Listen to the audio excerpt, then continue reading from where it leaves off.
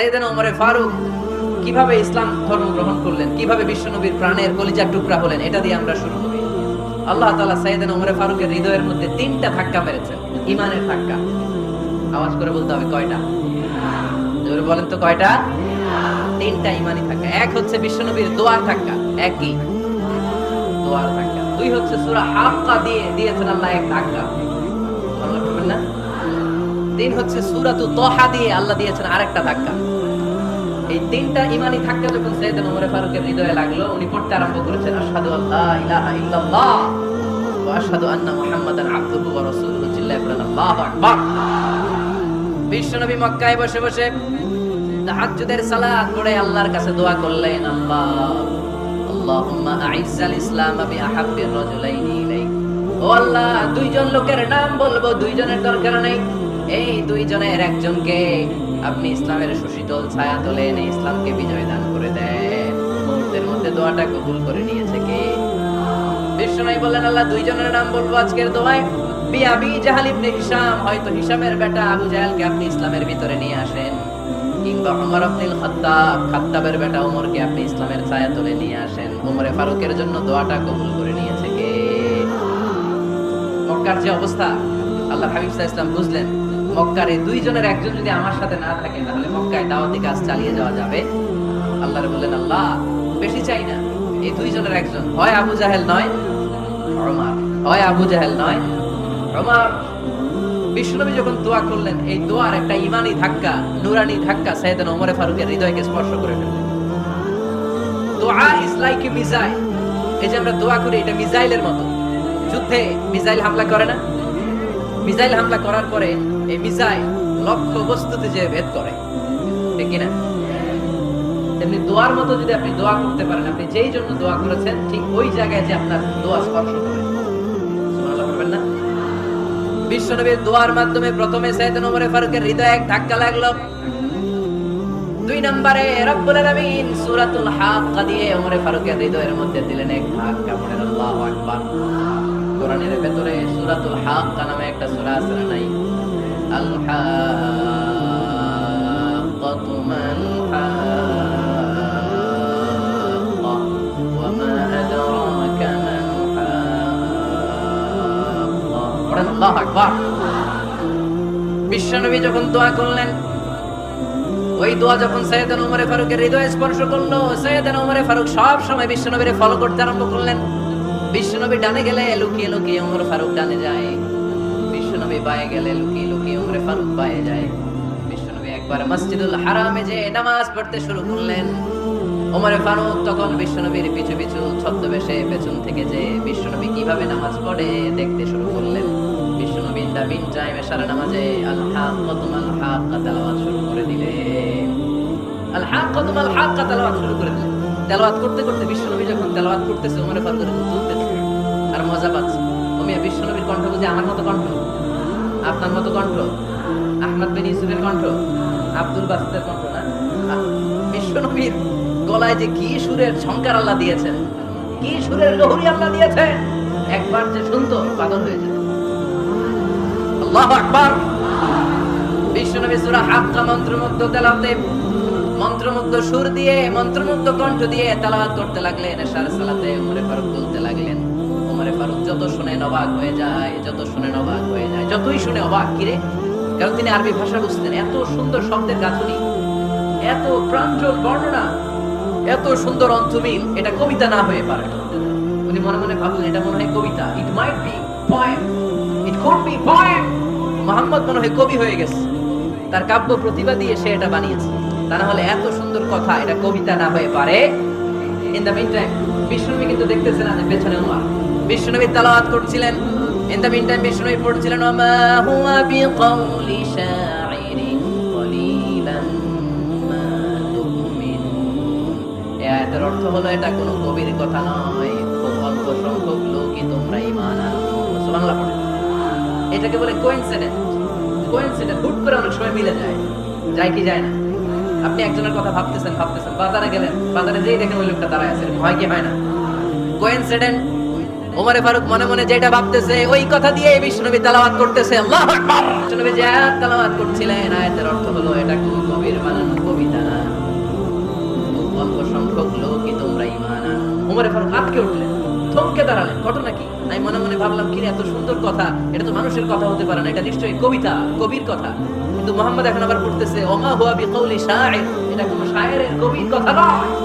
কলিলাম মা তুমিনুন, অল্পই তোমরা ঈমান আনো। তার মানে আমার মনে যা আসলে মুহাম্মদ এটা টের পায়। মুহাম্মদ গণক, নাউজুবিল্লাহ পড়বেন না? মুহাম্মদ অনেক বড় মাপের একজন গণক। মানুষের হৃদয়ে কি চলে, মনে মনে কি ভাবে, মুহাম্মদ না দেখেও বলে দিতে পারে। ইন দা মিন টাইম বিশ্বনবী পরের আয়াতে বললেন, ওয়ালা বিকাউলি কাহিনিন কলিলাম মা তাযাক্কারুন। এই আয়াতের অর্থ হলো, এটা কোনো গণকের বানানো গণনা নয়, খুব অল্প সংখ্যক লোকই তোমরা উপদেশ হিসেবে এটাকে মানো। সুবহানাল্লাহ পড়েন। এবার আর ওমর ফারুকের সহ্য হয় না, কি আজীব তামাশা। প্রথমে মনে করলাম কবিতা, মোহাম্মদ কয় কবি না, সে কবি না, এটা কবিতা না। তারপর ভাবলাম সে গণক, সে আয়াত পরে পরে বলে দিল এটা গণনা নয়। তাহলে এটা কি? এটা কি কবিতাও না, গণনাও না, তাহলে এটা কি? বিশ্বনবী তখন বললেন, তানজিলুম মির রাব্বিল আলামিন। সুবহানাল্লাহ পড়েন। পরের আয়াত ছিল তানজিলুম মির রাব্বিল আলামিন। এটা দুনিয়ার কোনো কবির বানানো কবিতা না, এটা কোনো গণকের গণনা না, এটা কোনো সাহিত্যিকের বানানো সাহিত্য নয়, এটা মহাবিশ্বের পরিচালক রব্বুল আলামিনের কাছ থেকে পাঠানো কিতাব কোরআন। সূরা হাক্কার ধাক্কায় ওমর ফারুক গাইছে। প্রথমে ধাক্কাটা লাগলো যে দোয়া। বিষ্ণুবী তাহাজ্জুদে কেঁদে দোয়া করলেন, আল্লাহ হয় আবু জাহেল রে দিবা, নাইলে ওমর রে দিবা। ওই দোয়া ওমর ফারুকের হৃদয়ে ছোঁয়া লেগেছে। এরপরে হাক্কা, সূরাতুল হাক্কা দিয়ে দিলে এক ধাক্কা। এই ধাক্কা খেয়ে উথাল পাথাল হৃদয়ের মধ্যে, হায় রে, এ কি বাণী, এ কেমন কথা, কে মুহাম্মদ? তারপরও শয়তানের ওয়াসওয়াসা আছে না নাই? আল্লাহ বলে, যতই ওয়াসওয়াসা ওমরকে দেয়া হোক, আমি ওমর ফারুককে মুসলিম উম্মতের সেনাপতি বানিয়ে ছাড়বো, আমি সেনাপতি বানাবো। এবার 3 নাম্বার ডোজ। ডাক্তারের কাছে গেলে প্রথমে দেখেন সিম্পল ডোজ দেয়, নরমাল ওষুধ। এটাতে কাজ না হলে ডোজ বানায়, একেবারে কাজ না হলে অ্যান্টিবায়োটিক মারে, আছে না নাই? আল্লাহ প্রথমে দোয়ার ছোঁয়া লাগালেন, তারপর সূরা হাক্কা দিয়ে ধাক্কা মারলেন। এরপরে রব্বুল আলামিন বলেন, এবার 3 নাম্বার ডোজ সূরা তাহা দিয়ে আমি তোমার হৃদয়টারে উজালা বানায় দেব রে ওমর। শয়তান দিক দিয়ে ওয়াসওয়াসা, খেলা দুই দিক থেকে চলতেছে। আল্লাহ তাআলা হেদায়েতের রাস্তায় টানছে, শয়তান জাহান্নামের দিকে টানছে। ঘোষণা দেয়া হলো মক্কায়, মুহাম্মদের মাথা কেটে এনে দিলে এত এত স্বর্ণ মুদ্রা দেয়া হবে। ওমর ফারুক রাজি হয়ে গেলেন, নাঙ্গা তলোয়ার নিয়ে বিশ্বনবীর মাথা কাটার জন্য ছুটলেন। নাউজুবিল্লাহ পড়বেন না? বনু যাহরা গোত্রের এক লোক বলে, আইনা ইয়া আমার, কই যাও? মুহাম্মদের মাথা কাটতে যাই। আরে মুহাম্মদের মাথা কাটতে যাও? তোমার বোন ফাতিমা বিনতে খাত্তাব আর তোমার বোন জামাই সাঈদ কদ সাবাহা, এরা তো ধর্ম ত্যাগ করে ফেলছে। এটা তো আমাদের ধর্ম ত্যাগ করে মুহাম্মদের ফলোয়ার হয়ে গেছে। আগে ওমর ঘর সামলাও, পরে মুহাম্মদের মাথা কাটতেছে। ওমর ফারুক অবাক হয়ে গেলেন, তলোয়ার নিয়ে বিশ্বনবীর দিকে না যেয়ে নিজের বাড়ির দিকে চলে গেলেন। বিশ্বনবীর আপন বোন ফাতিমা বিনতে খাত্তাব, বোন জামাই সাঈদ আর খাব্বাব রাদিয়াল্লাহু তাআলা আনহু, তিনজন মিলে সূরা তাহা তেলাওয়াত করছিলেন। পড়েন সুবহানাল্লাহ। মক্কায় লুকিয়ে লুকিয়ে দাওয়াত হতো। খাব্বাব রাদিয়াল্লাহু তাআলা আনহু একটা চামড়ার ফলকের মধ্যে সূরা তাহার কয়েকটা আয়াত এনে ওমর ফারুকের বোন আর বোন জামাইকে শিক্ষা দিচ্ছে, ট্রেনিং দিচ্ছে। সুবহানাল্লাহ পড়েন। লুকিয়ে লুকিয়ে ওমর ফারুক যখন ঘরে চলে আসলেন, এরা তটস্থ হয়ে গেল। সাইয়েদনা খাব্বাব বিছানার তলায় লুকিয়ে গেলেন। ওমর ফারুক বললেন, দরজা খোলো। ফাতিমা বিনতে খাত্তাব দরজা খোলার পরে নির্মমভাবে সাইয়েদনা ওমর রাদিয়াল্লাহু তাআলা বোনের গায়ে আঘাত শুরু করে দিল। বোন জামাইকে আহত করতে শুরু করলো আর বলতে শুরু করলো, তোরা পাগল হলি কেন? কি আছে ওই মুহাম্মাদের মধ্যে? কি জাদু নিয়ে এসেছে? সে যাই বলে লোকজন পাগল হয়ে যায়, সবাই তার উপর কালিমা পড়ে ঈমান এনে ফেলে। কি এমন জিনিস তোদের কাছে আছে যেটা দেখে মুহাম্মদকে তোরা ভালোবাসলি? কি আছে?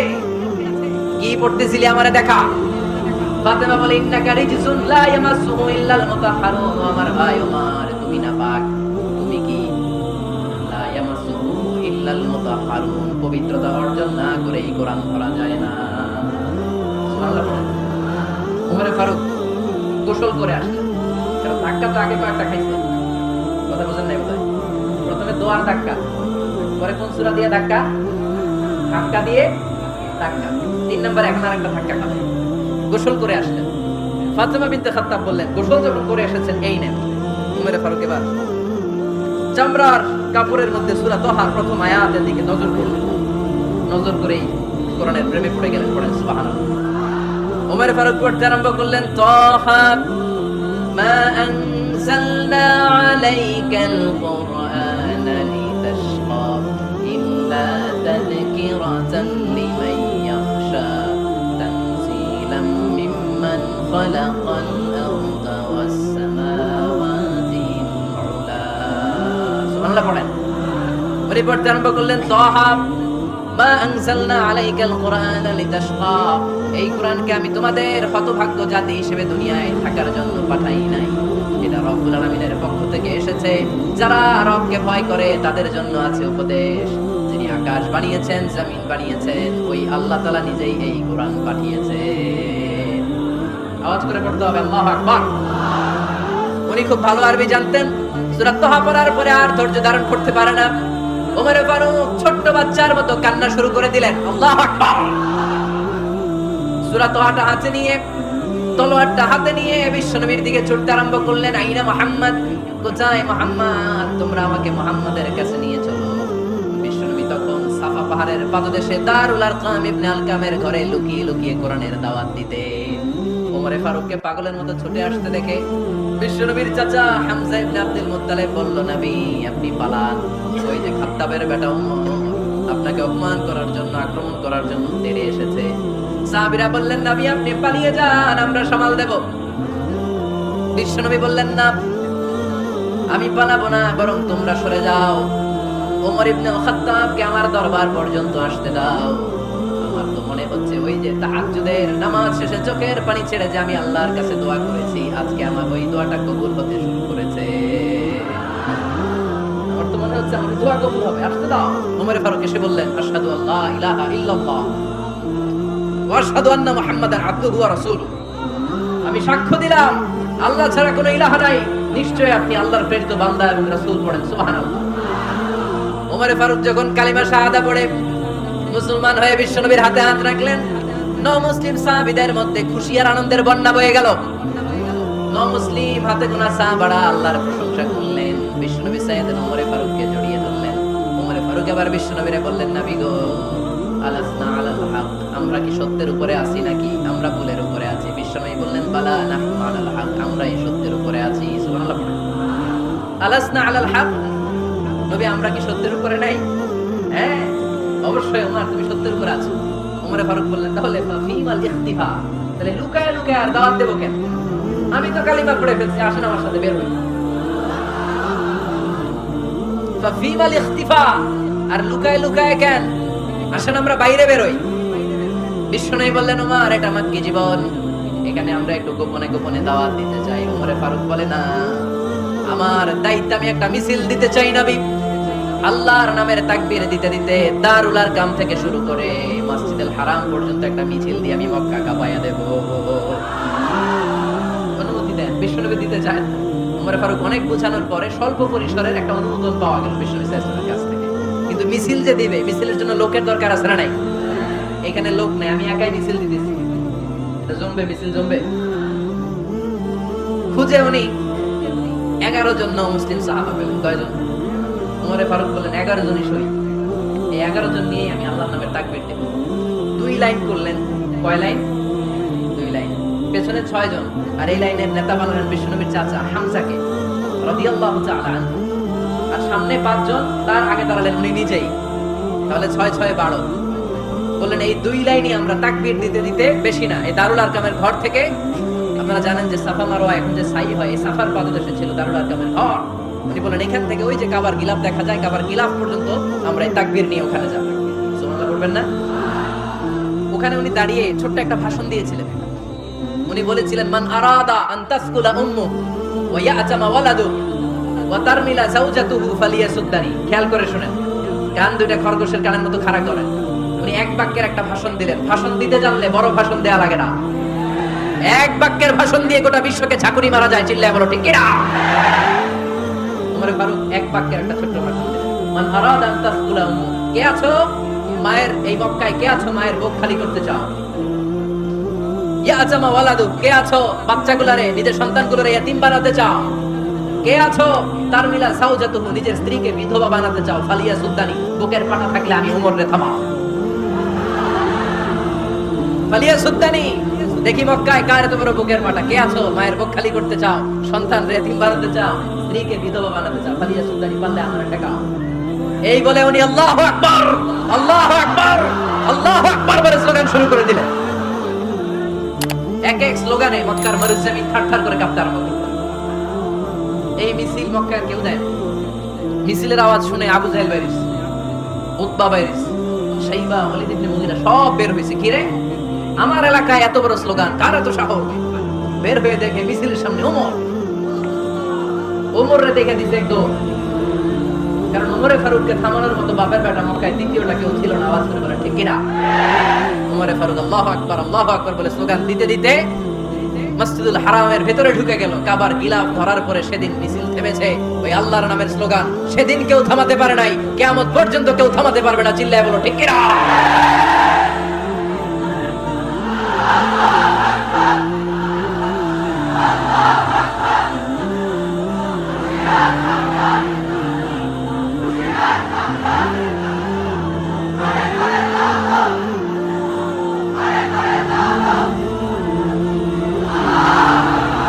ওইরকম একটা ওমরের দরকার, আমাদের বেশি চাই না। জোরে বলেন ঠিক কিনা? ও দাদা আমায় আবার ওমর দারাজ দিল দাও, ও দাদা আমায় আবার ওমর দারাজ দিল দাও। আলীর মতো বীর সেনানী, আলীর মতো বীর সেনানী জাগাতে নিখিল দাও, ও দাদা আমায় আবার ওমর দারাজ দিল। সুবহানাল্লাহ পড়েন। একটা ওমর লাগবে। চিল্লায় বলেন কয়টা? ওই ওমরের অপেক্ষায় বাংলাদেশ সহ গোটা মুসলিম উম্মাহ, ঠিক কি না? একটা ওমরই যথেষ্ট। আমাদের সেন্ট্রাল লিডারশিপ নাই তো, আমরা কি এদিকে লাথি মারলে আমরা ওইদিকে যাই, ওদিক থেকে গুতা মারলে আমরা এদিকে যাই। আমাদের রিপ্রেজেন্টেটিভ, আমাদের প্রতিনিধিত্ব করার মতো কোনো কেন্দ্রীয় লিডারশিপ নেতৃবৃন্দ গোটা বিশ্বে নাই, ঠিক কি না? আমরা সেই ওমরে ফারুকের অপেক্ষায়, আমরা সেই ইমাম আল মাহদির অপেক্ষায়। এই ওমরে ফারুক আমাদের মডেল, ঠিক কি না? থার্ড ইন পজিশন এই পুরো উম্মতের মধ্যে ওনার পজিশন নাম্বার 3। 1 নাম্বার পজিশন বিশ্বনবী, কার? 2 নাম্বার পজিশন কার? আবু বকর। 3 নাম্বার পজিশন কার? ওমরে ফারুক। বিশ্বনবী বলতেন লা নবিয়্যা বা'দি, লা নবিয়্যা বা'দি, আমার পরে কোনো নবী নাই। ওয়ালা রাসূলা, আমার পরে কোনো রাসূলও নাই। আমার নবীর পরে আর কোনো নবী আছে? আমার নবীর পরে আর কোনো রাসূল আছে? এই যে কাদিয়ানি যে একটা সম্প্রদায় আছে, এরা কি মুসলিম নাকি অমুসলিম? মুসলিম সম্প্রদায়ের সাথে এদের কোনো সম্পর্ক নাই। চিল্লায় বলেন ঠিক কি না? এরা যদি মুসলমান হতে চায়, আমার নবী দ্য লাস্ট মেসেঞ্জার বিশ্ব নবীকে খাতামুন নবী হিসেবে সংবাদ সম্মেলন করে গোটা বিশ্বকে জানাই দিতে হবে, তারপরে তাদেরকে আমরা মুসলিম হিসেবে স্বীকৃতি দিব। চিল্লায় বলেন ঠিক কি না? তা না হলে তারা কোন ধর্মের এটাকে জানাই দিতে হবে। No inferiority complex, no identity crisis. Identity ক্রাইসিসে থাকা যাবে না। আপনারা কোন ধর্মের এটা জানাই দেন। আপনারা বিশ্ব নবীরও শেষ নবী মানবেন না, আবার মুসলিম বলে নিজেদেরকে ট্যাগ লাগাতে চাইবেন। সাধারণ মুসলমানরা এটা এই ধোঁকাবাজি মানে না। চিল্লায় বলেন ঠিক কি না?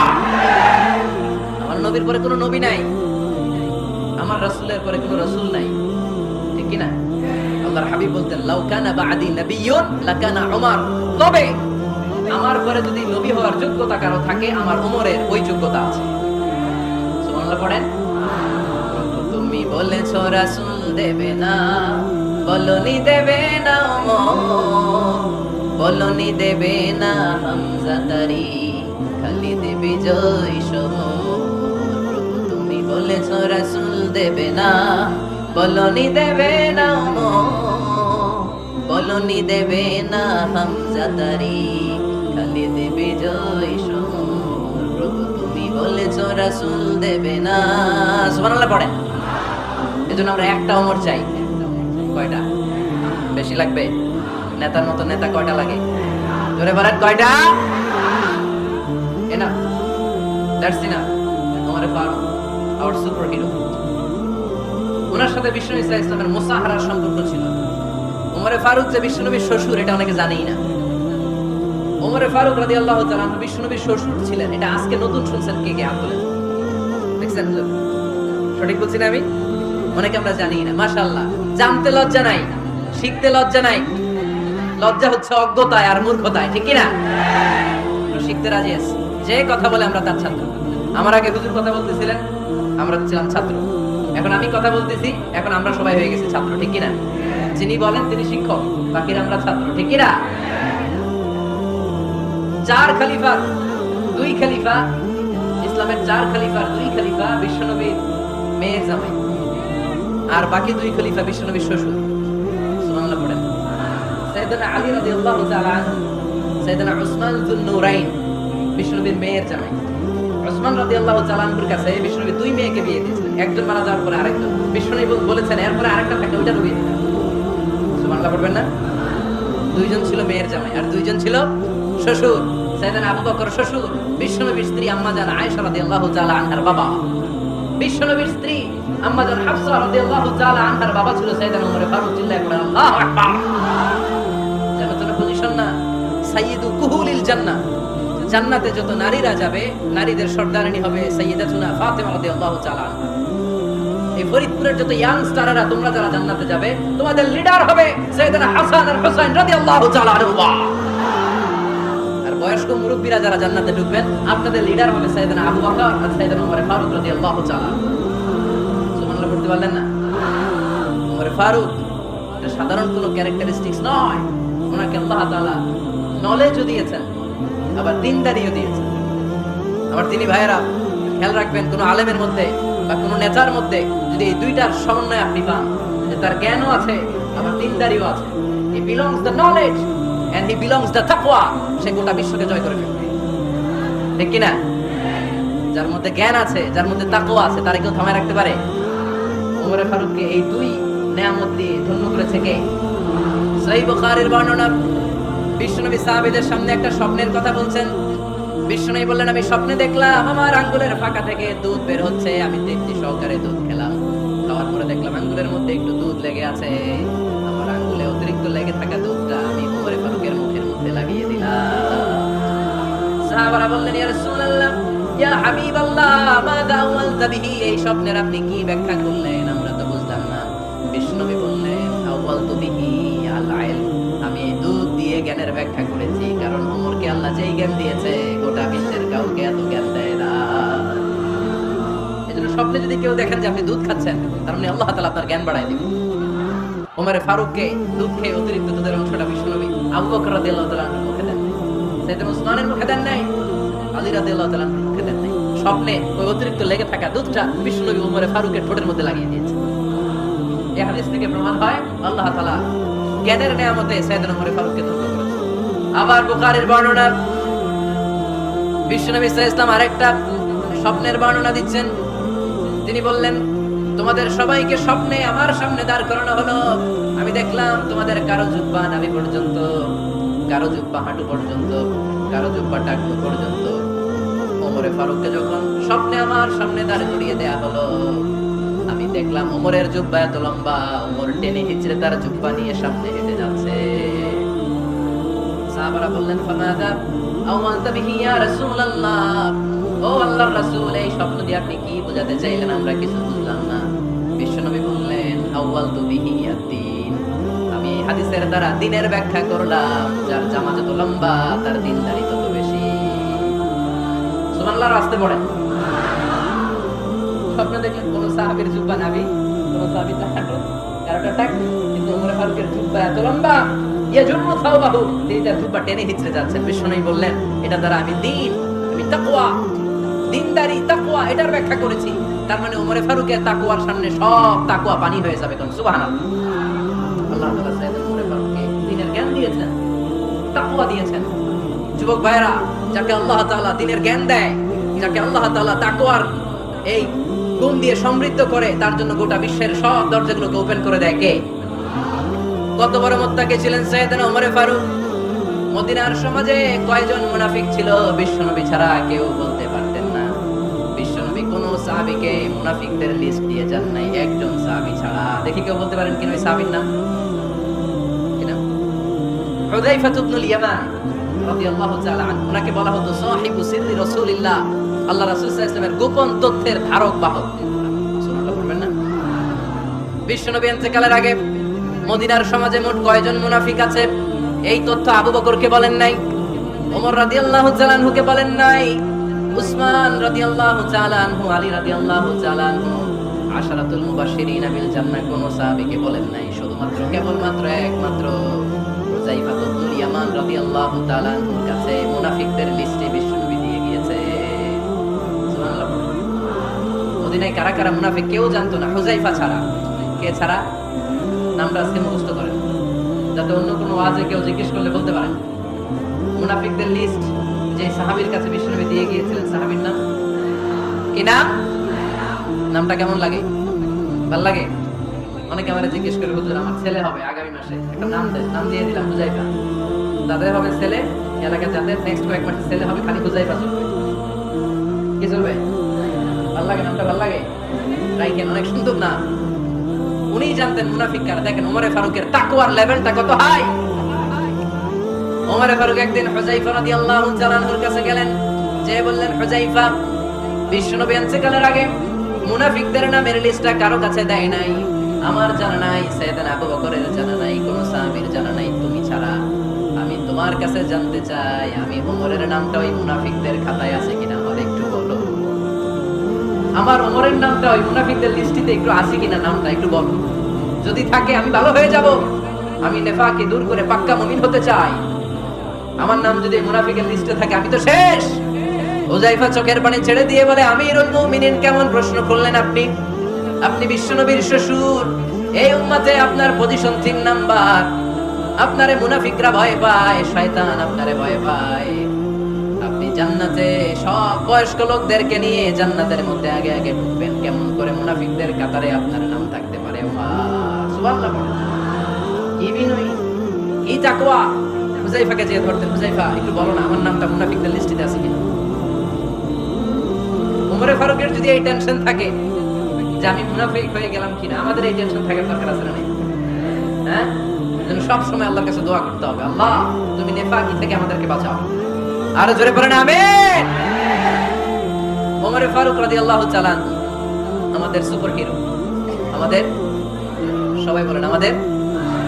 উনি কত বড় সুপার হিরো শুনেন। উনি জুমার খুতবা দিচ্ছেন। কি দিচ্ছেন? মসজিদে নববীতে। খুতবার মাঝখানে হঠাৎ বললেন, ইয়া সারিয়াতাল জাবাল, ইয়া সারিয়াত ইবনে সানিমিল জাবাল। এই কথা বলেই আবার খুতবা দিতে শুরু করলেন। ওনার এই ইয়া সারিয়াত ইবনে সানিমিল জাবালের সাথে আগের কথারও কোনো মিল নাই, পরের কথারও কোনো মিল নাই। জুমার নামাজের পর মুসল্লি সাহাবারা ধরলেন, বললেন, ইয়া আমিরাল মুমিনিন। খুতবার মাঝখানে হঠাৎ করে ইয়া সারিয়াত ইবনে সানিমিল জাবাল বলে আপনি চিৎকার করলেন কেন? আপনার এই বাক্যের সাথে আপনার খুতবার আগের বাক্যের কোনো মিল নাই, আপনার খুতবার পরের বাক্যের কোনো মিল নাই। এই কথা আপনি কারে বললেন, কারে উদ্দেশ্য করে বললেন? এই কথার তাৎপর্য কি আমাদেরকে বুঝিয়ে বলে। ওমরে ফারুক বললেন, আমি যখন খুতবা দিচ্ছি আমি দেখতে পেলাম ওই যে কয়েক মাস আগে আমি আমার মুসলিম সেনাবাহিনী পারস্যে আক্রমণের জন্য পাঠিয়েছি, বর্তমান ইরানের ওই বিশাল এলাকাতে পারস্যে আমি আমার ব্যাটালিয়ন পাঠিয়েছি। আমি হঠাৎ করে দেখতে পেলাম আমার মুসলিম বাহিনীর সেনাপতি যুদ্ধের এক পর্যায়ে তার ডানে আছে উপত্যকা, বায়ে আছে পাহাড়, সে পাহাড়ি রাস্তা ছেড়ে দিয়ে উপত্যকার দিকে যেতে শুরু করেছে। আমি দেখতে পেলাম আমার মুসলিম বাহিনী যদি উপত্যকার দিকে ছুটে বেড়ায়, কাফির মুশরিকরা আমার মুসলিম বাহিনীকে কচুকাটা করে ফেলবে। তাই আমি এখান থেকে তাদেরকে কমান্ড দিয়ে বলেছি, ইয়া সারিয়াতাল জাবাল, উপত্যকার দিকে নয় পাহাড়ের দিকে যাও, তাহলেই তোমাদের বিজয় নিশ্চিত হয়ে যাবে। উপত্যকার দিকে যেও না, ইলাল জাবাল, ইলা সারিয়াতিল জাবাল, পাহাড়ের দিকে ছোট। সাহাবারা অবাক, ঘটনা কি? উনি বসে আছেন মদিনায় মসজিদে নববীর মিম্বারে দাঁড়িয়ে, উনি যদি ইয়া সারিয়াতাল জাবাল বলে এটা কি ইরানে যাবে নাকি? ও মিয়া, তখনকার সময়ে বর্তমানের মতো মোবাইল ছিল নাকি, ইন্টারনেট ছিল নাকি, কিছু ছিল? খালি মুখে আমি যদি বলি ইয়া সারিয়াতাল জাবাল, এটা ইরানে যাবে, ইন্ডিয়ায় যাবে, ঢাকায় তো যাবে, ফরিদপুর শহরেই তো বসবে না, ঠিক কিনা? কিন্তু এটা আমিরুল মুমিনিন বিশ্বাসী সাহাবারা বিশ্বাস করে নিল, কিছু মুনাফিক ছিল, এরা কয় না ঝামেলা আছে। এটা তো সম্ভব না, এক কাজ করি, এই সেনাপতি যখন বিজয়ী বেশে মদিনায় ফিরে আসবে আর আমরা ধরব। এরা দিন গুনতে লাগলো, এই সেনাপতি মুসলিম বাহিনী নিয়ে পারস্য জয় করে কবে ফিরে আসবে। এই মুনাফিকের দলগুলো কখনো সেনাবাহিনীকে অভ্যর্থনা জানাতে যেত না, কিন্তু এইবার সবার আগে মদিনার উপকণ্ঠে যে সেনাপতিদেরকে অভ্যর্থনা জানানোর জন্য ফুল নিয়ে রেডি। ফুল নিয়ে দাঁড়ায়, সেনাপতি ঢুকার সাথে সাথে ধরছে, এই সেনাপতি কোত্থেকে আসছে? পারস্য জয় করে আসছে। এমন এমন দিন, জুমার দিন দুপুর বেলা যুদ্ধের মাঝখানে আমিরুল মুমিনিনের কণ্ঠে কথাবার্তা শুনছো নাকি? সেনাপতি অবাক, কয় তোমরা জানলা কেমনে? শুনছি তো। সুবহানাল্লাহ পড়বেন না? আমরা যুদ্ধে একটা ভয়ঙ্কর অবস্থার মধ্যে ছিলাম, পেছন থেকে শত্রু আমাদেরকে আক্রমণ করতে শুরু করে দিল। ডানে যাব না বায়ে যাব, সামনে যাব নাকি পেছনে যাব, রাস্তা খুঁজে পাচ্ছি না। ডান দিকে ছিল আমাদের উপত্যকার রাস্তা, বাঁ দিকে ছিল পাহাড়ি পথ। আমরা সোজা পথ হবে মনে করে উপত্যকার দিকে ছুটতে আরম্ভ করলাম। হঠাৎ করে আমিরুল মুমিনিনের কণ্ঠ বজ্র কণ্ঠে আমার কানের মধ্যে ভেসে আসলো। আমার মনে হলো আমিরুল মুমিনিন কেমন যেন আমাকে কমান্ড দিচ্ছেন, বলছেন ইয়া সানিয়াতাল জাবাল, ডান দিকে উপত্যকার পথে নয়, তাড়াতাড়ি পাহাড়ের দিকে সৈন্য বাহিনী নিয়ে উঠে যা। পাহাড়ের দিকে, ডানে না, this is wrong track and this is the right track. ওই দিন যদি ওমরে ফারুকের ওই গাইডলাইন, আমিরুল মুমিনিনের কমান্ড যদি আমি না শুনতাম, আজকে বিজয়ের বেশে ফিরতেও পারতাম না, আমাদের চেহারাও তোমরা দেখতে পেতে না। ওমরে ফারুকের ওই কমান্ড, ওই গাইডলাইন অদৃশ্য থেকে শোনার কারণে এই পারস্যের মধ্যে আমাদেরকে সেই যুদ্ধে বিজয় দান করেছে কে? দিস ইজ উমরে ফারুক, দিস ইজ উমরে ফারুক।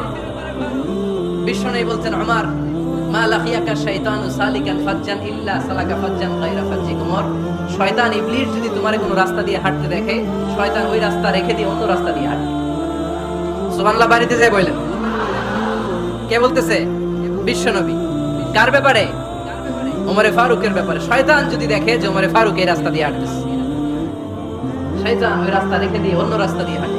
সুবহানাল্লাহ পড়ে। রাত্রিবেলা আমরা আমাদের বাচ্চা ছেলে মেয়েদেরকে যখন খাওয়াই, বাচ্চারা খেতে চায় না, এরকম হয় আপনাদের ফরিদপুর এলাকায়? না এই এলাকায় হয় নাকি? খেতে চায় না বাচ্চারা, এই চকলেট দেখায়া, এই মিনা কার্টুন দেখায়া, এইটা সেটা, এগুলো সেগুলো বলে, গল্প টল্প বলে ভুলায় খাওয়ানো লাগে, তাই না? তারপরও খায় না। আমারও ছোট মেয়ে আছে, খেতে চায় না, এইটা সেটা এমনি সেমনি খাওয়ানো লাগে। তো শেষে না পেরে মা বাবা বলতে বাধ্য হয়, ওই যে ভূত আসতেছে, ভূত, তাড়াতাড়ি তাড়াতাড়ি খাও, নাহলে যে ভূত ধরবে তোমার। ওই যে বাঘ আসতেছে, বাঘ, তাড়াতাড়ি খাইলে নাহলে বাঘে কামড়াবে। বলি না আমরা? আপনারা কি বলেন? ভূত। আর কি বলেন? হ্যাঁ হ্যাঁ, এক এক জায়গায় এক একটা আমরা বলি, ভূত আসবে, বাঘ খাবে, ভাল্লুক খাবে, তাড়াতাড়ি খাও। মদিনাতে যখন ওমরে ফারুক আমিরুল মুমিনিন, মদিনার মায়েরা বাচ্চাদেরকে খাওয়াতে পারতো না, ছোট্ট মেয়েদেরকে খাওয়াতে পারতো না, খাওয়া নিয়ে যন্ত্রণা করতো। বাচ্চারা যখন মদিনায় খেতে চাইতো না রাত্রি বেলায়, মদিনার মায়েরা বলতো তাড়াতাড়ি খাও, হা হুয়া ইয়াতি উমর, হা হুয়া ইয়াতি উমর, তাড়াতাড়ি খা, নাইলে ওই যে ওমর আসতেছে, Omar. This is our super hero সাইয়েদনা ওমর ফারুক রাদিয়াল্লাহু তাআলা। শুধু শয়তানি ভয় পেত না, মুনাফিকরাও ভয় পেত, জমের মতো ভয়। শুধু তাই না, আমাদের আম্মা জান বিষ্ণু ইসলামের স্ত্রীরাও ওমর ফারুককে ভয় পেতেন। সুবহানাল্লাহ কইবেন না? মাঝে মাঝে বিষ্ণু ইসলামের সাথে আম্মা জান আয়েশার ঝগড়া হতো, হতো না? আপনাদের ফ্যামিলিতে ঝগড়া হয়? হয় না? হয় না? কার কার দেখি? ওরে আল্লাহ, অনেক আল্লাহর ওলি আছে তো এখানে। ঝগড়া হয় না? এই কি কথা কয়, ঝগড়া হয় না? বিশ্বনবীর ফ্যামিলিতে ঝগড়া হয়, আপনার ফ্যামিলিতে হয় না? মিষ্টি ঝগড়া। আর ও বিয়েই করে নাই,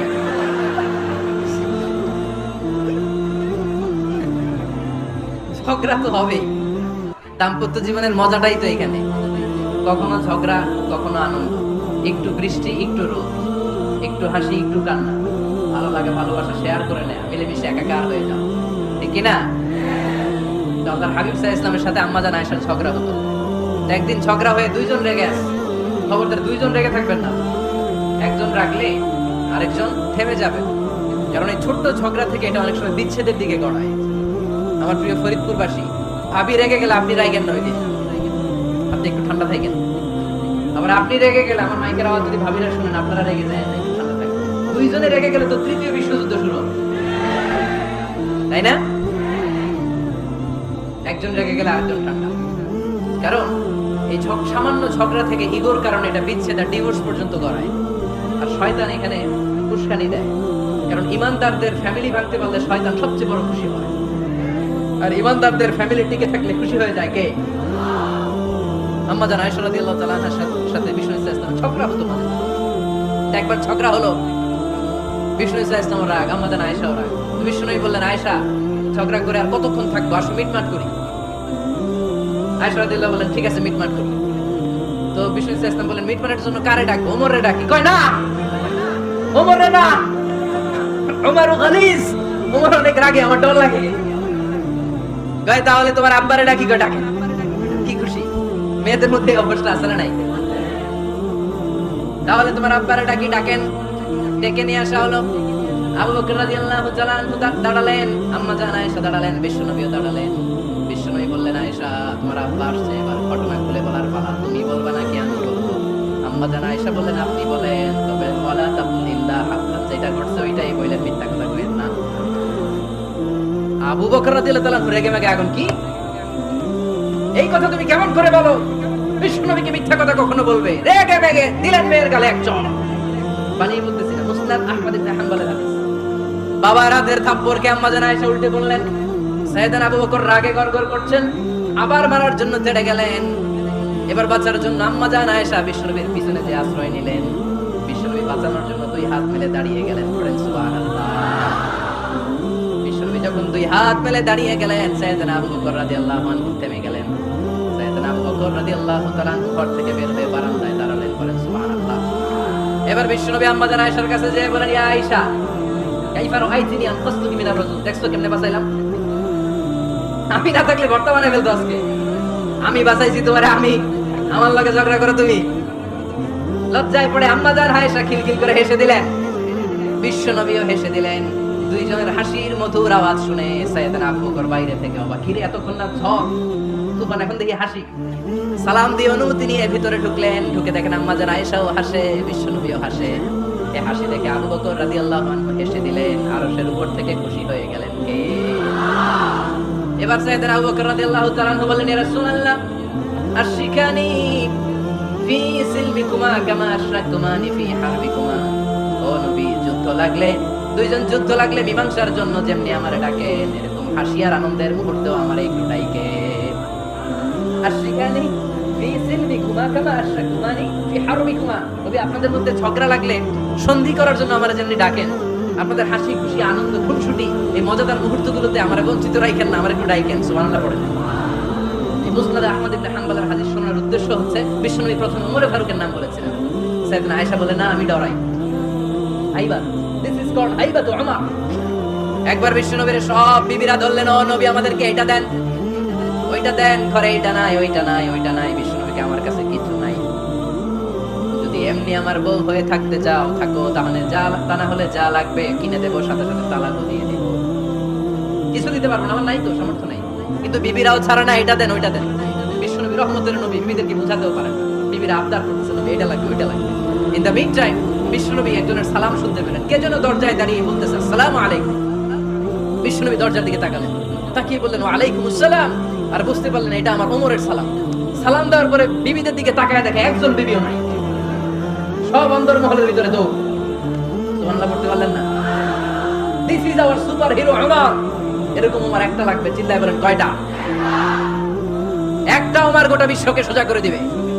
একটা ওমর সবল আর দুর্বলের সব পার্থক্য দূর করে দিবে। মাজলুমের উপর জালিমের অত্যাচারের অবসান ঘটায় দিবে। গোটা বিশ্বটাকে সাম্য, মৈত্রী, ভালোবাসা আর ইনসাফ দিয়ে পরিপূর্ণ করে দিবে। সেই ওমরের অপেক্ষায় নিজের ছেলেকে ৮০টা বেত মেরেছেন। কয়টা? ৮০টা বেত মেরেছেন। এই ব্যাপারে অনেকগুলো বর্ণনা পাওয়া যায়। সবচেয়ে সহিহ বর্ণনা হচ্ছে মুয়াত্তা ইমাম মালিকের বর্ণনা। ওমর ফারুক রাদিয়াল্লাহু তাআলা আনহুর ছেলে আব্দুর রহমান মারুফুন বিআবি শাহমা ছিলেন মিশরে। ওখানে নাবিজ খেয়েছিলেন। নাবিজ হচ্ছে আরব দেশের লোকেরা দুধের মধ্যে শক্ত খুরমা রাত্রে বেলা ঢেলে দিত। ঢেলে দিলে সারা রাত ওই খুরমার রসটা দুধের সাথে মিশে দুধটা লাল হয়ে যেত। এটাতে সকালবেলা খেতে খুব সুস্বাদু, এটাকে বলে নাবিজ। কিন্তু এটা রাতে ভিজাইলে সকালেই খাইতে হয়, রেখে দিলে আবার একটু সমস্যা হয়। এটা অনেকটা তারির মতো হয়ে যায়, মাতলামি চলে আসে। তো ওমরে ফারুকের ছেলে নাবিজ খেয়েছেন, মদ খাননি, নাবিজ, কিন্তু নাবিজ খাওয়াতে সাকরান চলে এসেছে। সাকরান চলে আসাতে এটা যখন প্রমাণিত হয়েছে, আমর ইবনে আস রাদিয়াল্লাহু তাআলা ওনাকে 80 বেত মেরেছেন মিশরে। কয় বেত? নিয়ম হচ্ছে সবার সামনে, কিন্তু সবার সামনে না মেরে একটু গোপনে মেরেছে। এই তথ্য যখন ওমরে ফারুকের কাছে এসেছে, উনি বললেন না, মারতে হবে সবার সামনে, আলাদা মারলা কেন? ও মদিনায় ফিরে আসলে আমি আবার 80টা মারব। মদিনায় ফিরে আসার পরে সাইয়েদনা ওমরে ফারুক ওই আগের 80টারে আর ধরেন নাই, নিসাতে আবার 80টা বেত মেরেছে। এই বেত মারার 1 মাস পরে এই আবু শামা ইন্তেকাল করেছে। অনেক ঐতিহাসিক বলে এই বেতের আঘাতে মরেছে, কেউ কেউ বলেছে নিজের রোগের কারণে মরেছে। কিন্তু দিস ইজ দ্য ইনসাফ সিস্টেম অফ ওমর। নিজের ছেলে বলে ছেড়ে দেয় নাই। এখন নিজের ছেলে হইলে 7 গুণ মাফ, নেতার ছেলে হইলে 10 গুণ মাফ, এলাকার মোড়লের ছেলে হইলে 10 গুণ মাফ। নো পার্সিয়ালিটি ইন ইসলাম। ইসলামে পার্সিয়ালিটি নাই। আপনি নেতার ছেলে হন, আপনি বিজনেস ম্যাগনেটের ছেলে হন, আপনি যেই হন না কেন, ইসলামের দৃষ্টিতে সবাই সমান। চিল্লায় বলেন ঠিক কিনা? বনু মাখজুমিয়া গোত্রের এক নারী চুরিতে ধরা পড়ল। সাহাবারা বললেন, নবী, মদিনার সবচেয়ে ভেরি প্রেস্টিজিয়াস এন্ড ডিগনিফাইড ফ্যামিলির মেয়ে, আপনি হাত কাটেন না। ইসলামের নিয়ম চুরি করলে কি কেটে দাও? বিষ্ণু বললেন, বলো কি? হাত না কাটার জন্য তোমরা আমাকে রেকমেন্ড করছো? এটা আল্লাহর আইন, পৃথিবীর কেউ রেকমেন্ড করলো শোনার ক্ষমতা আমার নাই, কারণ আইনটা দিয়েছে কে? লাউ কানাত ফাতিমা বিনতি মুহাম্মাদিন সারাকাত লাকাদা মুহাম্মাদুন ইয়াদাহা। আরে বনু মাখজুমিয়া মেয়ে তো দূরের কথা, আমার কলিজার টুকরা ফাতেমাও যদি আজ চুরিতে ধরা পড়তো, তার হাত কেটে দিতে আমি 1 মিনিটও দেরি করতাম না। দিস ইজ ইসলাম। এই হচ্ছে ওমরে ফারুকের মানাকিব। এরকম ওমরে ফারুক কয়টা লাগবে? আওয়াজ করে বলতে হবে, কয়টা লাগবে? একটা লাগবে। এই সাইয়েদনা ওমরে ফারুক মদিনার প্রথম চিফ জাস্টিস ছিলেন। সর্বপ্রথম ওনার পরামর্শে সাইয়েদনা আবু বকর রাদিয়াল্লাহু তাআলা কোরআনকে সংকলন করেছেন। আমরা এই যে কোরআন করে 30 পারা এমদাদিয়া লাইব্রেরি 114টা সূরা, কত সুন্দর সন্নিবেশ করা হয়েছে, এখানে সাজানো হয়েছে। আল্লাহর হাবিব সাল্লাল্লাহু আলাইহি ওয়াসাল্লামের সময় কি এরকম কোরআন ছিল নাকি? ছিল? খেজুর পাতার মধ্যে, গাছের বাকলের মধ্যে, ওটের বড় হাড্ডির মধ্যে আর পাথরের মধ্যে খোদাই করা কোরআন ছিল। সাইয়েদনা আবু বকরের সময় রাদিয়াল্লাহু তাআলা আনহুর সময় যুদ্ধ হলো, 70 জন হাফেজ সাহাবী ইন্তেকাল করলেন। সাইয়েদনা আবু বকর রাদিয়াল্লাহু তাআলা আনহুকে ডেকে ওমর ফারুক বললেন, ও আবু বকর, এইভাবে হাফেজে কোরআন সাহাবীরা যদি দুনিয়া থেকে বিদায় হয়ে যায়, আল্লাহর কোরআনও তো বিদায় হয়ে যাবে। আমার পরামর্শ হলো আপনি সব বয়োজ্যেষ্ঠ সাহাবীদেরকে একসাথে করে কোরআনের সব কাগজগুলোকে একসাথে করে একটা নির্ধারিত কপির মধ্যে কোরআনকে সংকলন করে ফেলে। সাইয়েদনা আবু বকর বললেন, যেটা আমার নবী করে না, এটা আমি কেমনে করি? কিন্তু ওমরে ফারুক নাচরবান্দা বলে না, এটা করলে কোনো খারাপ হবে না, ভালোই হবে। মুসলিম উম্মার জন্য এক জায়গায় কোরআন সন্নিবেশিত থাকবে, আপনি করেন। সাইয়েদনা আবু বকর রাজি হয় না, ওমরে ফারুকও ছাড়ে না। ওমরে ফারুক বলতে এমন ভাবে সাইয়েদনা আবু বকর রাদিয়াল্লাহু তাআলা আনহুকে ধরলেন। সব শেষে সাইয়েদনা আবু বকর ওমরে ফারুকের কথায় কোরআন সংকলনে রাজি হয়ে গেলেন। পড়েন সুবহানাল্লাহ। উনি বললেন, ওমর যখন আমাকে বারবার বুঝাতে লাগলো, আল্লাহ তাআলা আমার হৃদয়টা ওমরের কথা শোনার জন্য খুলে দিলেন। আল্লাহ তাআলা কেমন যেন আমাকে ইলহাম করলেন, আবু বকর করো, এই কাজের মধ্য দিয়ে আমি আমার কোরআনকে গোটা বিশ্বে জীবিত রেখে দেব। This is Omar. এই যে আমরা হিজরি সনের যে আমরা গণনা করি, এই হিজরি সনের প্রবর্তক হচ্ছে সাইয়েদনা ওমর ফারুক। সুবহানাল্লাহ নাই? আপনাদের মনোযোগ আছে না গেছে? কই ঘুমায় গেলেন মনে হয়? তাকবীর দেন তো একজন আওয়াজ করে।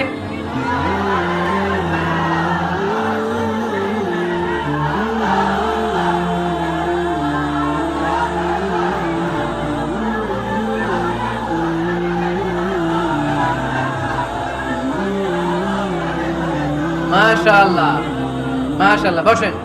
বসেন, এখনই শেষ করে দেব কিছু সময়ের মধ্যে। আমরা একসাথে বিদায় নেব ইনশাআল্লাহ। ওঠা বসা করবেন না, বসেন। সাইয়েদনা ওমর ফারুক এই হিজরি সনের গণনা শুরু করলেন। সাহাবারা বলল, আমিরুল মুমিনিন, খ্রিস্টানদের ঈসাই সন আছে, আমাদের মুসলমানদের কোনো সন নাই। আমাদের একটা সন থাকলে আমাদের জিজিয়া নিতে, আমাদের যাকাতের টাকা উত্তোলন করতে অনেক সুবিধা হবে। ওমর ফারুক বললেন, তাহলে কোন সালকে হিজরি, কোন সালকে মুসলিম সাল হিসেবে আমরা ঘোষণা দিতে পারি? একজন বলল, আমার নবী যেই সালে জন্মগ্রহণ করেছেন ওই সালে। ওমর ফারুক বললেন, না, আমার নবীর জন্ম আমাদের জন্য খুশির দিন, কিন্তু এটা আমাদের জন্য প্রেরণা নয়। প্রেরণা নবীর কাজে, ঠিক কিনা? আরো কিছু সাহাবারা বলল, তাহলে যেই সালে আমার নবী ইন্তেকাল করেছে ওইটারে প্রথম সাল ধরেন। ওমরে ফারুক বললেন না, যেদিন তিনি ইন্তেকাল করেছেন এটা আমাদের দুঃখের দিন, এটা আমাদের প্রেরণা নয়। আমাদের প্রেরণা হচ্ছে বিশ্বনবীর ত্যাগ, তিতিক্ষা আর কাজের মধ্য দিয়ে। জোরে কোন ঠিক কিনা? ওমরে ফারুক বললেন, যেদিন বিশ্বনবী ইসলাম রক্ষায় নিজের মাতৃভূমি ছেড়ে মক্কা থেকে মদিনায় গিয়েছেন, ওই দিনটাকে হিজরি প্রথম দিন ধরে আমরা হিজরি সাল গণনা করে শুরু করে দেব। ওইটাই হচ্ছে হিজরি সন। সেখান থেকে হিজরি সনের প্রবর্তন করেছেন সাইয়েদনা ওমর ফারুক রাদিয়াল্লাহু তাআলা। এই যে স্টেট গভর্নমেন্ট, এই যে প্রিজন, জেলখানা, ক্যান্টনমেন্ট, সচিবালয়, গণভবন, বঙ্গভবন, মুক্তিযোদ্ধাদের ভাতা, রাষ্ট্রীয় ভাতা, এই সব নিয়মকানুন সাইয়েদনা ওমর ফারুক তার রাষ্ট্রীয় আমলে তিনি নিজে করেছেন। চিল্লায় পড়েন আল্লাহু আকবার। মুসলমানদের আলাদা কারেন্সি, নিজস্ব মুদ্রা ব্যবস্থা নিজে চালু করেছেন। সৈনিকদের মধ্যে যারা বিবাহিত, প্রতি 6 মাস অন্তর অন্তর 1 মাসের ছুটি কাটাতে তারা ফিরে আসবে, সাইয়েদনা ওমর ফারুক চালু করেছেন। চিল্লায় আওয়াজ করে পড়েন আল্লাহু আকবার। এই যে আমরা 20 রাকাত সালাতুত তারাবি পড়ি রমাদানে, করেন না আপনারা? এটা সাইয়েদনা ওমর ফারুক চালু করেছেন। সুবহানাল্লাহ পড়তে পারলেন না? কোরআনে মোট 22টা আয়াত আছে যেখানে সাহাবারা ইনডিসিশনে ভুগছিলেন। বিশ্বনবীর মত একটা, ওমর ফারুকের মত আরেকটা। এই 22 জায়গায় আল্লাহ তাআলা বিশ্বনবীর মতের পক্ষে আয়াত নাজিল না করে ওমর ফারুকের মতের পক্ষে কোরআনের আয়াত নাজিল করেছেন। আওয়াজ করে পড়েন আল্লাহু আকবার। এদিকে উঠলেন কেন আপনারা? যারা উঠছেন আমার দিকে তাকান।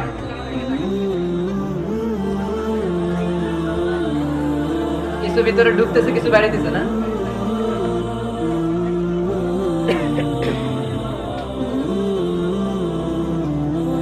সাইয়েদনা ওমর ফারুক, আমরা সাহাবীদের জীবন চরিত পড়তে চাই না, কত যে অনুপ্রেরণামূলক দৃষ্টান্ত সাইয়েদনা ওমর ফারুক আমাদের জন্য রেখে গিয়েছে। ওমর ফারুক যখন খলিফা, দিনের বেলায় যদি রাষ্ট্রে কোনো নিয়ম জারি করতেন, দিনের বেলায় জনগণকে কোনো বিষয়ে যদি নিষেধ করতেন, রাত্রে বেলায় খাওয়ার সময় ফ্যামিলি মেম্বারদের সবাইকে বলতেন, এই দিনের বেলা আমি জনগণকে এই কাজ করতে নিষেধ করেছি, তোমরা আমার ফ্যামিলি মেম্বার, খবরদার তোমরা এই কাজ করো না। জনগণ করলে যতটুকু শাস্তি, তোরা করলে পাবি ডবল শাস্তি। আমাদের নেতারা ওই বাড়ির বিচার করে, ওই বাড়ির মাইয়ার বিচার, ওই বাড়ির পোলার বিচার, নিজের পোলা গাঞ্জা টানে আছে না নাই? নিজের মেয়ে অপরাধ করে আছে না নাই? কি নেতা ছিলেন ওমর ফারুক? আগে নিজের ঘর সামলিয়েছেন, আগে নিজেকে সামলিয়েছেন, নিজের ঘর ঠিক করেছেন। বলেছেন জনগণ করলে যত ব্যান, তোরা করলে double ban. This is call leader, ঠিক কি না? এক বাবা এসে বললেন, ওমর ফারুক আমার ছেলে কথা শোনে না, বেয়াদব। ওমর ফারুক ছেলেরে ডাকলেন, বাবা তুমি তোমার আব্বাজানের কথা শোনো না, এটা তো কবিরা গুনাহ। ছেলে বলে, ওমর ফারুক সব দায় দায়িত্ব আল্লাহ ছেলে মেয়েদেরকে দিয়েছে, বাবা মাকে কোনো দায়িত্ব দেয়নি। ওমর ফারুক বললেন, অবশ্যই দায়িত্ব দিয়েছে। তাহলে বলেন আমার বাবার দায়িত্ব কি? উনি বললেন, প্রাইমারিলি প্রথমত 3 দায়িত্ব। আইয়ান চাকিয়া উম্মা, পৃথিবীর প্রতিটি বাবার উচিত ছেলেদের মেয়েদের জন্য ভালো মায়ের ব্যবস্থা করা। 2 নম্বরে আইয়ুহসিনা ইসমা, সুন্দর তার একটা নাম রেখে দেয়া। 3 নাম্বার ইউআল্লিমাহুল কিতাব, তার আল্লাহর কিতাব শিক্ষা দেওয়া। এবার ছেলেকে আমার আব্বা 3টার একটাও করেনি। এবার ওমর ফারুক রেগে গেলেন, বাবার কাঁধে ধরলেন, বললেন তুই ছেলের জন্য বিচার নিয়ে আসলি, তোর 3টা দায়িত্বের একটাও তুই পালন করিস নাই। ছেলে বলে, আমিরুল মুমিনিন, আমার মা নর্তকী, আমার মা মাজুসি, আমার মায়ের মধ্যে কোনো আদব কাদব নাই, সুন্দরী দেখে আমার মারে বাবা বিয়ে করছে, আমার মায়ের কাছ থেকে জীবনে কিছু শিখি নাই। 2 নাম্বার সাম্মানি খানফাসা, আমার বাবা আমার নাম রেখেছে চামচিকা। কি নাম রাখছে? এটার নাম হইলো একটা, এরকম উল্টাপাল্টা নাম আছে না নাই? না, এগুলো রাখবেন না। আব্দুল্লাহ রাখবেন, আব্দুর রহমান রাখবেন, আর একটা কি বলছি আজকে, হুযাইফা রেখে দিন, পারবেন? ওয়ালাম ইউআল্লিমনি হারফাম মিন কিতাবিল্লাহ আমিরুল মুমিনিন, শুধু তাই না, আল্লাহর কোরআনের একটা অক্ষর আমার বাবা কোনোদিন আমারে শিক্ষা দেয় না। ওমর ফারুক রেগে গেলেন, এবার বাবার কান্দে ধইরা মারতে শুরু করলেন, তুই ফুলার নামে বিচার নিয়ে এসেছিস, তোরে বাইর দিমু আগে। এরকম নেতার দরকার আছে না নাই? মদিনায় এক লোক তার বউরে রাগের চোটে 100 তালাক দিয়ে দিয়েছে। কয় তালাক দেয়ার নিয়ম কয়টা? দিছে কয়টা? এবার স্ত্রী কাঁদতে কাঁদতে এসে বলে, আমিরুল মুমিনিন দেখেন, আমার স্বামী আমারে রেগে মেগে 100 তালাক দিছে। ওমর ফারুক বললেন, দইরা নিয়ে এটা নিয়ে আসা। ওমর ফারুক বললেন, কয়টা তালাক দিয়েছো? 100টা। কেন দিছো? কয় মাথা গরম আছে। এরকম আছে না? তালাক দেওয়ার সময় সব তালাক, তুই তালাক, তোর মা তালাক, তোর বোন তালাক, সব তালাক। তালাক দিবে ওয়াইফ রে, দিতেছে সবাই রে। তো ওমরে ফারুক বললেন দিবে 3টা, 100টা দিলা কেন? কয় মেজাজ গরম ছিল। কয় দাঁড়া, আচ্ছা তালাক মিন শাআইরিল্লাহ, তালাক হচ্ছে আল্লাহর দেয়া বিধানের একটা নিদর্শন, এটা নিয়ে তুই খামখেয়ালি করলি? আমার রায় শোন, আমার রায় হচ্ছে 3 তালাকে তোর বউ তালাক, বাকি 97 তালাক তোর পিঠের উপরে পড়বে। এরকম বিচারের দরকার আছে না নাই? এরকম দৃষ্টান্তমূলক বিচার যদি বাংলার জমিনে দেয়া হতো, আর কোন নারী ধর্ষিতা হতো, আর কোন নারীকে অ্যাসিড মারা হতো, আর কোন নারী যৌতুকের জন্য কান্না করত? একটা আমল লাগবে, বেশি না। কয়টা লাগবে? তিনি গভর্নর সিস্টেম চালু করেছিলেন, governor system, Islamic state. Bahrain, ইয়ামান, মিসর, কুফা, বসরা, মক্কা, মদিনা, এই 7 জায়গায় 7 জন গভর্নর পাঠিয়েছেন। তাদের থেকে তথ্য নিতেন। এই গভর্নর সিস্টেম উনি বানিয়েছেন। সাইয়েদনা আমর ইবনে আল-আস রাদিয়াল্লাহু তাআলা আনহুকে পাঠিয়েছেন মিশরে। মিশরে একটা দৌড় প্রতিযোগিতা হতো। ওই দৌড় প্রতিযোগিতায় আমর ইবনে আল-আস রাদিয়াল্লাহু তাআলা আনহুর ছেলে অংশগ্রহণ করেছে। কিন্তু এক মিশরি ওই দৌড় প্রতিযোগিতায় চ্যাম্পিয়ন হয়ে গেছে, রানার্স আপ হয়েছে আমর ইবনে আল-আসের ছেলে। এবার মিশরি ফার্স্ট আর গভর্নরের ছেলে সেকেন্ড। রাগের চোটে আমর ইবনে আল-আসের ছেলে ওই মিশরির মাথার মধ্যে একটা বাড়ি মেরেছে। মিশরি বলে আমার ভালো লাগে, তুমি খেলাই পারো না, আমারে ভালো লাগে। আনা ইবনুল আকরামিন, আমি গভর্নরের পোলা, আমি যা বলবো এটাই হবে, আমার উপরে কথা নাই। মিশরি ওইখানে আর ঝগড়া বাঁধায় নাই, মনে দুঃখ নিয়ে মদিনায় চলে আসলেন। এসে বললেন আমিরুল মুমিনিন, আপনি আমর ইবনুল আস রাদিয়াল্লাহু তাআলা আনহুকে মিশরের গভর্নর বানিয়ে পাঠিয়েছেন। একটা প্রতিযোগিতায় আমি চ্যাম্পিয়ন হয়েছি, ওনার ছেলে হয়েছে রানার আপ। কেন সে চ্যাম্পিয়ন হতে পারে নাই? এই কারণে আমার মাথায় লাঠি দিয়ে 3টা বাড়ি মেরে বিচারটা দিয়েছে কার দরবারে? কথা বুঝেন নাই বোধহয়? ওমর ফারুকের দরবার। ওমর ফারুক বললেন তাই, আগামী বছরের অমুক তারিখ আমি সব গভর্নরদেরকে ডেকে হিসাব নিতে, ওই দিন তুই থাকবি, পারবি না? মিশর বলে পারবো, মানে অবশ্যই পারবো। ওই দিন 7 রাজ্য থেকে 7 গভর্নর হাজির, গভর্নরদের ছেলেরাও হাজির, মিশরীয় হাজির। 7 গভর্নরের কাছ থেকে 7 এলাকার খোঁজ খবর নেওয়ার পরে ওমর ফারুক বললেন আইনাল মিসরি, মিশরী লোকটা কই, এদিকে আয়। মিশরী সামনে আসার পরে বলল, আমর ইবনুল আস তুমি মিশরের গভর্নর, তোমার ছেলে সহ তুমি আসো। আমর ইবনুল আস এসে সামনে বসে রইলেন। এবার বললেন, ও আমর ইবনুল আসের ছেলে, তুমি নাকি ইবনুল আকরামিন গভর্নরের ছেলে, তুমি যা বলবা মিশরে নাকি তাই হবে, তোমার নাকি অনেক দাপট।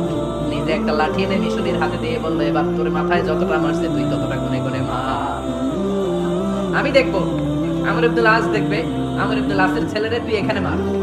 সে বলতেছে থাক, আপনি বলছেন এতেই যথেষ্ট, মারা লাগবে না, আমি মাফ করে দিলাম। ওমর ফারুক বলল, খবরদার, মার, মার ওর মাথার মধ্যে। মিশরী ওমর ফারুকের ধমক শুনে ভয়ে ভয়ে 3টা বাড়ি মারল। এই বাড়ি মারা দেখেও ওমর ফারুকের হৃদয় ঠান্ডা হয় নাই। লজ্জায় আমর ইবনুল আস, বয়স হয়ে গিয়েছে, সাহাবা, মাথা তখন টাক, মাথায় চুল নাই, লজ্জায় মাথাটা হেট হয়ে মাথাটা নিচু করে রেখেছে। এবার রাগের চোটে ওমর ফারুক বললেন, এবার আমর ইবনুল আসের টাক মাথার মধ্যে একটা মার। মার! কেন ছেলেকে শিক্ষা দিতে পারে নাই? ইয়া আমর ইবনুল আস, মাতা জাআলতুমুন নাস আবিদা, তোমরা কখন মিশরীদেরকে নিজেদের দাস বানায় নিলা? ওয়াকাদ ওয়ালাদাতুম উম্মুহুম আহরারা, আর ওদের মায়েরা তো ওদেরকে স্বাধীন সন্তান হিসেবে প্রসব করেছে। মানুষদের উপর ক্ষমতাগিরি করার জন্য গভর্নর পাঠাই নাই, খবরদার। জনগণ, তাদেরকে দেখভাল করার জন্য তোমাদেরকে পাঠানো হয়েছে, তাদের উপর কোনো অত্যাচার করার জন্য নয়। চিল্লায় বলেন ঠিক কি না? এরকম নেতা কয়টা লাগবে? কয়টা? ওই নেতার নাম কি? ওমর। আহুয়া ইয়াতি ওমর। 22 জায়গায় বিশ্বনবী কয় একটা, ওমরে ফারুক বলে আরেকটা। আল্লাহ বলে, বিশ্বনবী আপনার পক্ষে আমি আয়াত নাযিল করতে পারলাম না, আমি ওমরের পক্ষে নাযিল করে দিলাম। বিশ্বনবী বলতেন, ইন্না লিকুল্লি উম্মাতিন মুহাদ্দাস, সব উম্মতের মধ্যে, সব নবীদের উম্মতের মধ্য থেকে একজন করে আল্লাহ তাকে মুহাদ্দিস বানাতো। মুহাদ্দিস না, মুহাদ্দাস। মুহাদ্দাস মানে এমন লোক যিনি যা ভাবতো ওই ভাবনাটাই আল্লাহ আয়াত হিসেবে নাযিল করে দিতেন। বিশ্বনবী বলেন, আমার উম্মতের মধ্যে মুহাদ্দাস হচ্ছে সাইয়েদনা ওমর। মদিনার সবচেয়ে বড় মুনাফিকের নাম আব্দুল্লাহ ইবনে উবাই ইবনে সালুল, সব মুনাফিকদের সরদার। কিন্তু এই মুনাফিকের ছেলেটা হলো পাক্কা ইমানদার। এই ছেলের নাম হলো আব্দুল্লাহ। আওয়াজ করে বলেন, ছেলের নাম কি? আব্দুল্লাহ ইবনে উবাই ইবনে সালুল। মুনাফিক সরদার যখন ইন্তেকাল করলো, সাইয়েদনা আব্দুল্লাহ রাদিয়াল্লাহু তাআলা আনহু বিশ্বনবীর কাছে এসে চোখের পানি ছেড়ে ডেকে বলে, নবী আপনিও জানেন, আমিও জানি, মদিনার সবাই জানে আমার আব্বা মুনাফিকদের সর্দার। কিন্তু আমার মন তো মানে না, আমার তো পিতা, আমার তো বাবা লাগে, আমার তো মন মানে না। আপনিও জানেন মুনাফিক, আমিও জানি মুনাফিক। নবী, আপনার দরবারে কিছু আমি চাই না, আপনার গায়ের একটা জামা দেন, আপনার জামাটা পরিয়ে আমার বাবারে দাফন দিব। এর উসিলায় যদি আমার আব্বারে আল্লাহ মাফ করে দেয়, দয়ার নবী মায়ের নবী জামা খুলে দিয়ে দিলেন। পড়েন সুবহানাল্লাহ। আব্দুল্লাহ রাদিয়াল্লাহু তাআলা আবার আবদার চললেন, নবী জানি আমার বাবা মুনাফিক, কিন্তু আমার তো বাবা, আপনার দরবারে ফরিয়াদ, আপনি নিজে যে আমার বাবার জানাজার নামাজের ইমামতি করবেন। দয়ার নবী মায়ার নবী জানাজার নামাজে যেতে চাইলেন। ওমরে ফারুক বললেন, নবী না, খবরদার আপনি উবাই ইবনে সালুলের জানাজায় যাবেন না। বিশ্বনবী জোর করে যেতে চাইলেন। সাইয়েদনা ওমরে ফারুক বিশ্বনবীর জামা পেছন থেকে টেনে ধরলেন। আল্লাহু আকবার। টেনে ধরলেন, যাবেন না আপনি। ওমরে ফারুকের হাত থেকে হ্যাচকা টান মেরে জুব্বা টান দিয়ে বিশ্বনবী জানাজায় চলে গেলেন। রব্বুল আলামিন আয়াত নাযিল করলেন, ইস্তাগফির লাহুম আও লা তাস্তাগফির লাহুম ওয়া ইন তাস্তাগফির লাহুম ৭০ মাররাতান ফালা ইয়াগফিরুল্লাহু লাহুম। নবী গো, একবার নয়, দুইবার নয়, ৭০ বারও যদি এই মুনাফিকের জন্য আপনি ক্ষমা চান, তার জন্য ক্ষমা নাই, তার জন্য আছে জাহান্নাম। ওয়ালা তাকুম, আপনি যাবেন না আলা কবরি, কখনো তাদের জানাজায় যাবেন না। এই যে একটা ভুল করে ফেলছেন, এটা এবারই শেষ, এরপরে আর যাবেন না। সাইয়েদনা ওমর ফারুকের পক্ষে আল্লাহ তাআলা কোরআনের আয়াত নাযিল করে দিলেন। চিল্লায় পড়েন আল্লাহু আকবার। এভাবে 22টা জায়গায় ওমর ফারুক যা বলেছে, এটা নিয়ে একটা আলাদা আলোচনা হইতো, আলাদা একটা আলোচনা লাগবে যে 22টা আয়াতে আল্লাহ তাআলা বিশ্বনবীর পক্ষে কোরআনের আয়াত নাযিল না করে সাইয়েদনা ওমর ফারুকের পক্ষে আয়াত নাযিল করেছেন। চিল্লায় পড়েন সুবহানাল্লাহ। ওই ওমর ফারুককে আমাদের মডেল বানানোর দরকার আছে না নাই? ওই ওমর ফারুকের জীবনী আমাদের ছেলে মেয়েদেরকে পড়ানোর দরকার আছে না নাই? আমাদের ভবিষ্যৎ প্রজন্ম এগুলো জানে না। ওরা সালমান খান দেখে বড় হয়, ওরা শাহরুখ খান দেখে বড় হয়, ওরা ঋত্বিক রোশনকে দেখে বড় হয়। ওরা মনে করে যে এরাই বড় সুপার হিরো। আমাদের যে কত বড় সুপার হিরো আছে এরা জানেই না। নতুন প্রজন্মের কর্ণকহরে সাইয়েদনা ওমর ফারুকের ইতিহাস পৌঁছে দেওয়ার দরকার আছে না নাই? ওমর ফারুকের ইন্তেকালের ঘটনাটা বলেই আমরা মুনাজাতের দিকে যাব। শুনবেন? শুনতে চান? উনি স্বপ্নে দেখলেন একটা লাল মোরগ ওনাকে 3টা ঠোকর মেরেছে। কয়টা? উনি জুমার নামাজে, জিলহজ মাসের শেষ সপ্তাহে জুমার নামাজে বললেন যে একটা লাল মোরগ 3টা ঠোকর মেরেছে। মুগীরা ইবনে শুবা রাদিয়াল্লাহু তাআলা আনহুর দাস আবু লুলু আল মাজুসি, এই লোকটা খঞ্জর বানাতে পারত। মুগীরা রাদিয়াল্লাহু তাআলা আনহুর দাস। মুগীরা প্রতিদিন 4 দিরহাম করে চার্জ করত, যেহেতু দাস। সে এসে বিচার দিল, আমিরুল মুমিনিন, মুগীরা আমার থেকে বেশি টাকা চায়, জুলুম করে। ওমর ফারুক বললেন, তাই? তুমি কি কাজ জানো? বলে, আমি খঞ্জর বানাতে জানি। বাড়ি কই? পারস্য। আরে তুমি খঞ্জর বানাতে জানলে তো 4 দিরহাম অনেক কম, সে তো আরো বেশি টাকা নেওয়া দরকার ছিল তোমার থেকে। আবু লুলুর এই কথা পছন্দ হয় নাই। সে কয়, ওমর তুমি সবারে দয়া দেখাও, আর আমার ক্ষেত্রে কঠিন নিয়ম বানাইলা, দাঁড়াও এই নিয়ম তোমার আমি দেখাবো। এই রাগে সে বাড়িতে যে একটা খঞ্জর বানালো। কি বানালো? খঞ্জর চিনেন? ছোট্ট ছুরি। কিছুদিন আগে ওমানের সুলতান কাবুস ইন্তেকাল করেছে, জানেন আপনারা? ওনার এই কোমরের মধ্যে খঞ্জর থাকতো, ছবিতে দেখছেন? আরব শাহেক যারা সুলতান আমির, কোমরে কি থাকে? ছোরা থাকে, খঞ্জর। সে বাসায় যে একটা খঞ্জর বানালো, যেই খঞ্জরের 2 মাথা, লাহু রাসান ওয়া মাকবাদাতুহু ফি ওয়াসাতি, আর ধরার হ্যান্ডেলটা মাঝখানে, এদিকেও ছুরি এদিকেও ছুরি, যাতে এইভাবে মারা যায়। সে ধার দিতে লাগলো আর বলল, ওমর দাঁড়াও, তোমার আমি দেখাবো। ওমর ফারুক মসজিদে নববীর ইমাম, ফজরের নামাজের সময় এ আবু লুলু আল মাজুসি বুরনুস পরে, চাদর পরে, লুকিয়ে লুকিয়ে, সে অগ্নি উপাসক, মুমিন নয়, ওমর ফারুককে অ্যাটাক করার জন্য গেলেন মসজিদে নববীতে। ওয়া কানু ইউসাল্লুনা বিগালাস, তখন ওনারা অন্ধকারে নামাজ পড়তো।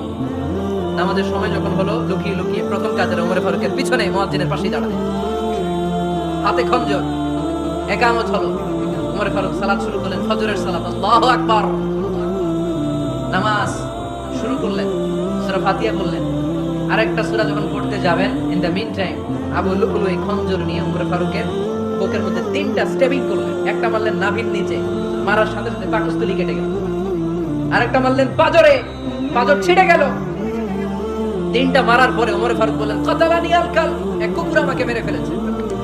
পেছন থেকে এক সাহাবীকে টান মেরে সামনের দিকে নিয়ে গেল, তুমি নামাজের ইমামতি করো। আর ওমর ফারুককে বাকিরা ধরাধরি করে পেছনে নিতে আরম্ভ করলো।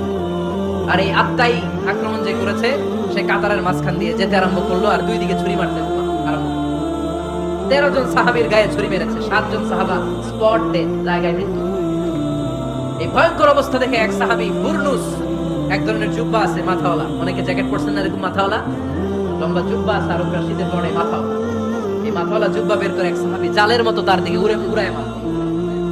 ওই বুরনুসের মধ্যে পেঁচিয়ে আবু লুলু মাটিতে পড়ে গেল আর সুইসাইড করে ফেলল, নিজের বুকে নিজে মেরে আত্মহত্যা। যেই সাহাবীকে ইমামতির জন্য দাঁড় করালেন, উনি ছোট্ট সূরা দিয়ে প্রথম রাকাতে সূরা আল কাউসার, দ্বিতীয় রাকাতে সূরাতুল ইখলাস দিয়ে নামাজ শেষ। ওমর ফারুক বেহুশ। ওমর ফারুক কি সবাই কান্নাকাটি করতেছে, সবাই দেখতে গেলেন, এখন হুঁশ ফিরে না। মুখের মধ্যে মুখ খুলে রাষ্ট্রের চিকিৎসক মুখের মধ্যে দুধ দিলেন, ওই নাভি দিয়ে দুধ বের হয়ে যায়, পাকস্থলী কেটে ওখান দিয়ে দুধ বের হয়ে যাচ্ছে। তারা বলল ওনারে বাঁচানো সম্ভব না, দেখেন হুঁশ ফিরে কিনা। হুঁশ ফিরলে ওনার পরে কে আমির হবে, উনি যেন প্যানেল ঠিক করে দিয়ে যায়। সবাই তাকিয়েছে ওমর ফারুকের চোখের দিকে। আল্লাহর মেহেরবানিতে ঘন্টা খানিক পরে উনি চোখ খুললেন। চোখ খোলার পরেই বলেন নাই, ও মা আমি মরে যাই। চোখ খোলার পরে উনি বলেন নাই, কে মারলো আমারে। চোখ খোলার পরে উনি বলেন নাই, আমার পরে নেতা কে হবে। চোখ খোলার পরে সর্বপ্রথম কথাটি ছিল, আসল্লান নাস, আমার নেতৃত্বে যে ফজরের নামাজটা শুরু হয়েছিল এটাকে ঠিকমতো তোরা পড়েছিলি? আমার নেতৃত্বে যে ফজরের জামাত শুরু হয়েছিল সেটা ঠিকঠাক মতো সমাপ্ত হয়েছিল কিনা আগে বল। আসল্লান নাস, নামাজটা হয়েছে কিনা বল। সুবহানাল্লাহ বলতে পারলেন না? This is Umar, hour super hero. নেতা অনেকগুলো লাগে না, এরকম নেতা একটাই যথেষ্ট যে গোটা বিশ্বকে কাঁপায় দিতে পারে। চিল্লায় বলো ঠিক কিনা? আমরা চাই আমাদের ছেলেগুলো ওমর ফারুকের মতো বড় হোক। আমরা চাই আমাদের ছেলে মেয়েগুলো খাব্বাব, খুবাইব, সাইয়েদনা আলী, উসমান, আবু বকর রাদিয়াল্লাহু তাআলা আনহুর অনুসরণে বড় হোক, ঠিক কিনা? আমরা একটা ওমর চাই যিনি আমাদেরকে সালাতের শিক্ষা দিয়ে গিয়েছেন, ইন্তেকালের আগে বলেছেন সাল্লান নাস। এজন্য আমরা যেন নামাজ কখনো নষ্ট না করি। আল্লাহর জমিনে দ্বীন বাস্তবায়ন আসাদুহুম ফি আমরিল্লাহি উমর। ওমর রাদিয়াল্লাহু তাআলা আনহু তো এত কঠোর কেউ ছিলেন না। তাই দ্বীন বাস্তবায়নে আমরা যেন কাউরে ছাড় না দেই। সবার আগে আল্লাহর দ্বীন, সবার আগে আল্লাহর কোরআন, সবার আগে আমার ইসলাম, ঠিক কিনা? চাইলেই কেউ এদেশ থেকে ইসলামকে মিটাই দিতে পারবে না। যে দেশে আল্লাহু আকবার ধ্বনির সাথে সাথে সূর্য উঠে যায়, আল্লাহু আকবার ধ্বনির সাথে সাথে সূর্য ডুবে যায়, সে দেশে আর কিছু থাকবে না থাক আমার ইসলাম থাকবেই, আর কিছু থাকবে না থাক আমার কোরআন থাকবেই।